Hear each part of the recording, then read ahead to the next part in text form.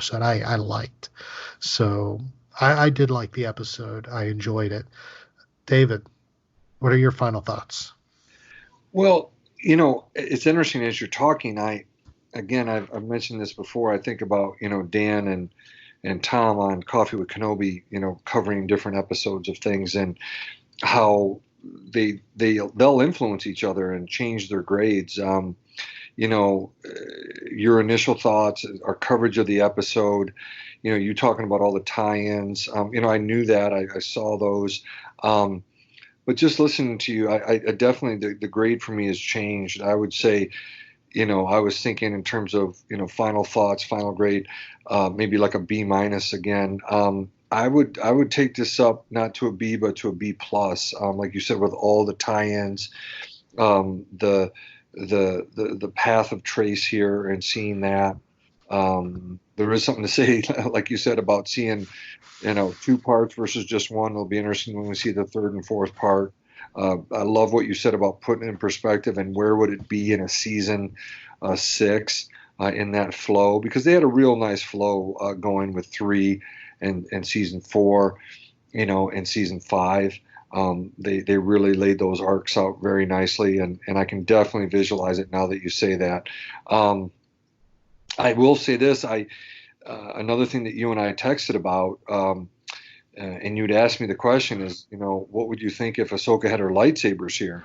And I'm like, yeah, I'm very much looking forward to that. Her having her lightsabers side by side with Rex and the clones on Mandalore. So I am looking forward to that. But right now, I'm gonna try to enjoy these as much as I can. So yeah, so I'd say a B plus for this. All right, very good, very good. B plus for David. Um, I did enjoy the episode. I did enjoy it. I thought there was a lot of great points in it. Grade wise, I would give it a B. Even though I enjoyed the episode and there was a lot of great stuff in there, I would still throw it at a B. Now, for those of you who don't know what I'm talking about, we do grade every episode, just like if you got a report card in school, A, B, C, D, or F. So I was extremely harsh last week in our last episode, and gave the previous episode, Gone with a Trace, a C, which is, I think, the worst grade I've ever given an episode, which is saying something, because there have been a lot of episodes through various series I just didn't like. Gave it a C. But this one, definitely a B. I would probably go back and change my grading on Gone with a Trace, and put it somewhere in probably a B minus range at that point, after a rewatch. But definitely a B for Deal No Deal. All right, everybody, what do you think of Deal No Deal? Let us know. Hit us up on social media. Let us know what you think. Of course, Facebook, Star Wars Reactions, Twitter, SW Reactions Pod, or of course, Instagram, SW Reactions. Hit us up, like us, let us know what you think of either this final season so far, or of course the Deal No Deal episode. Let us know what you think. Let us know if you agree with our grades. Would love to hear from you. Let us know. Or of course you can email us, show@starwarsreactions.com. All right, David, do you have some Star Wars or Clone Wars trivia for us this week?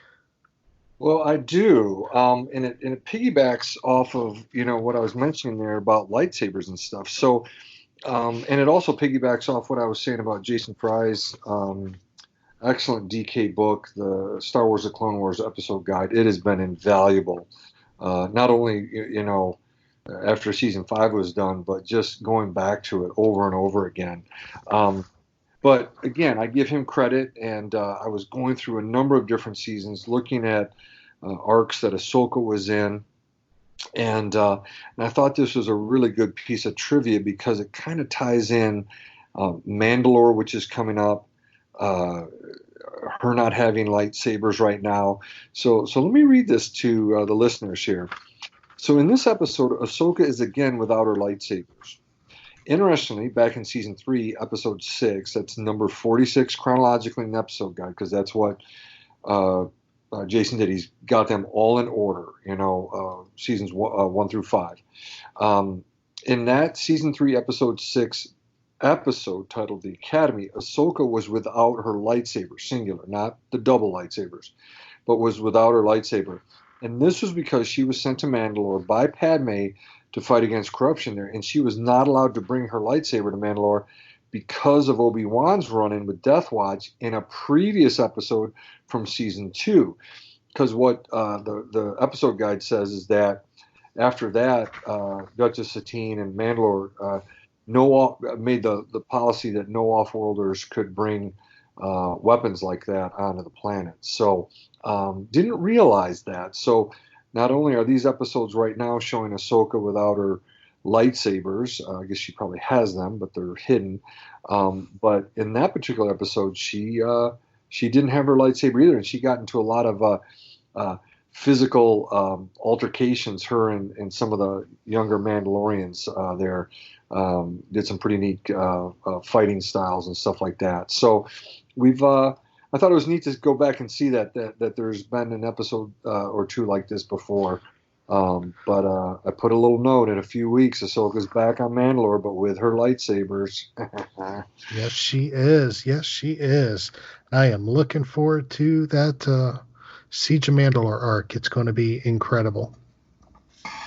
So, excellent. Thank you for sharing that Clone Wars trivia today. David, if they want to talk more Star Wars with you, how would somebody go about doing that, my friend?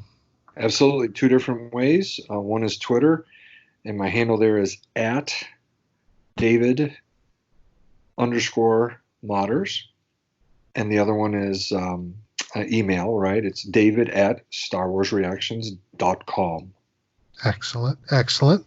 Of course, if you do want to talk Star Wars with me as well, you can do that on my personal Twitter. It's @TAHarris121079. Or, of course, you can hit me up via email, aaron@starwarsreactions.com. You know what I almost did, don't you? I know. It's hard to not do it.